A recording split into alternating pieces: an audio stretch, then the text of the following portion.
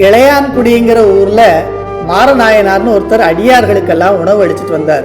ஒரு கட்டத்துல அவருக்கு வறுமை வந்தது. அப்பவும் தன்னால முடிஞ்சதை பிறருக்கு கொடுத்து வந்தார். ஒரு நாள் இரவு வேளையில அடைமழை வேற. அப்ப பார்க்க சாமி அடியார் வேஷத்துல அவங்க வீட்டுக்கு வந்தார். அடியாருக்கு எப்படியாவது சாப்பாடு கொடுக்கணுமேன்னு மழையோட போய் காலையில வயல்ல விதைச்ச அந்த விதை நெல்லெல்லாம் எடுத்துட்டு வந்து அதை சமைக்கிறதுக்கு விறகு இல்லாம குடிசையின் உத்தரத்தை உடைச்சு போட்டு எரிச்சு சமையல் பண்ணி கொடுத்தாராம். அந்த சமயத்துல நம்ம வீட்டு ஆளுங்களா இருந்தா என்ன நினைப்பாங்க? இந்த ஆள் இப்படி ஊருக்கெல்லாம் சோறு போட்டு போட்டே சொத்தெல்லாம் அழிச்சுட்டாரேன்னோ, இல்ல நமக்கே இல்லாத போது இப்படி ஏன் தான் வராங்களோன்னு நினைப்பாங்க.